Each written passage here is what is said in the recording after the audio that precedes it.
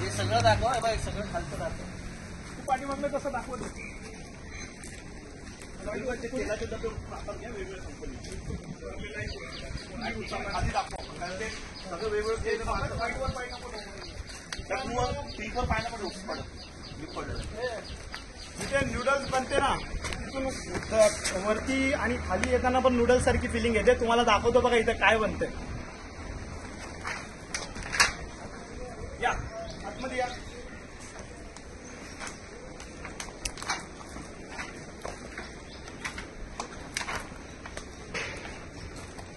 इथे बनत आहे अखंड नवी मुंबईमध्ये सप्लाय होणारी सगळ्या लहानांपासून ते वयोवृद्ध लोकांची फेवरेट असणारी चाऊमिन नूडल्स. या इकडे चाऊमिन नूडल्स कोणत्या अवस्थेत बनते पाणी बघा. चाऊमिन नूडल्स साठी जी पाणी वापरलं जातंय ते पाणी बघा. सगळ्यात प्रथम पाणी बघितलं. आता सगळ्यात महत्वाचा इन्ग्रेडियंट आहे जो मैदा. त्या मैद्यांवरती मास्क्या बघा. मैदा मशीन.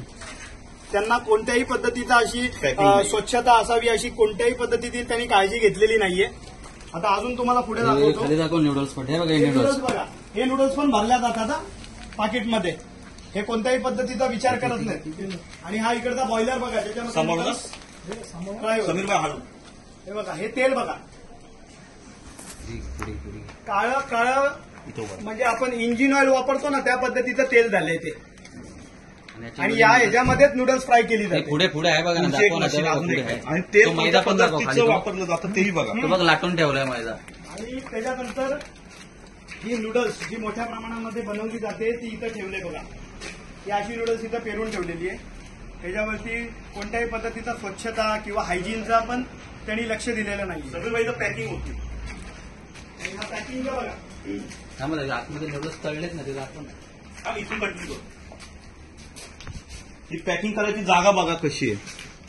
हे बघा हे पॅकिंग होते इथे नूडल्स तुळवले जातात पॅकिंगचं नाव. आणि ह्या नावाने ही कंपनी कार्यरत आहे. आणि हीच कंपनी फक्त कामोट्यात नव्हे तर कामोट्याच्या आजूबाजूला जे पनवेल महानगरपालिकेच्या हद्दीत जसं नवी मुंबईमध्ये किंवा खारघर वाशीपर्यंत ह्यांचा माल जातो. आणि ह्या पद्धतीचा माल आपण खातोय. ह्याच्याने आपल्या जीवाला किती धोका निर्माण होईल आपण विचार केला पाहिजे. आणि अशा पद्धतीची गोष्ट असून देखील कोणत्याही पद्धतीची कारवाई अद्याप यांच्यावर झाली नाही हे आश्चर्यकारक आहे. आणि ही कंपनी आजची नाहीये. फार वर्ष झाली या कंपनीला. आम्हाला ह्याची आज तक्रार आल्यानंतर लगेच आम्ही इथं धाव घेतलेलं आहे. आणि प्रत्यक्षात आल्यानंतर हा चित्र म्हणजे भयान चित्र आहे. खाण्यामुळे जबाबदार कोणाला धरायचं. जबाबदार धरायचं प्रशासनाला जबाबदार धरायचं. पनवेल महानगरपालिकेला जबाबदार धरायचं का अजून कोणाला जबाबदार धरायचं की स्थानिक काही लोकांना जबाबदार धरायचं. तर हे बघा हा तेलाचा डब्बा आहे. हा तेल ह्याच्यामध्ये भरलेला आहे. वेगवेगळ्या कंपनीच्या तेलाचे डब्बे तिथे. एक मिनिट म्हणजे कंपनी बघू शकता. इंडिपेंडन्स ऑइल त्याच्या खाली केपी ऑइल्स.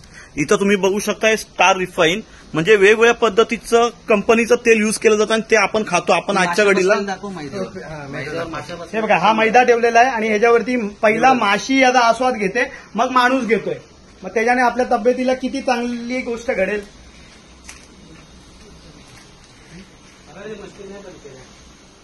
ते पळून गेले.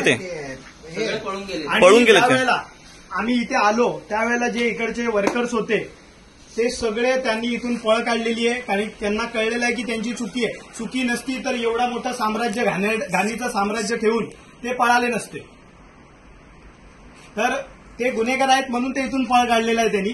पण आम्ही पण त्यांना सोडत नाही. कारण की सामान्य नागरिकांच्या जीवाला धोका जिथे असेल तिथं महाराष्ट्र नवनिर्माण सेना आवाज केल्याशिवाय राहणार नाही. आणि सामान्य माणसाला हे खाद्यपदार्थ चांगल्याच पद्धतीनं मिळालं पाहिजे. त्याच्यासाठी आम्ही सगळे महाराष्ट्र सैनिक जमलोय. आणि ह्याच्यावर जर कुठला चाप नाही बसला तर आज आम्ही 10 जण आलेलो आहे. इथे 200 जण उभे राहतील.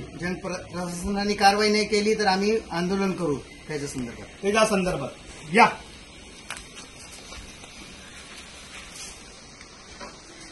पाणी दाखवलं दुधाचं पाणी दाखवलं. पुन्हा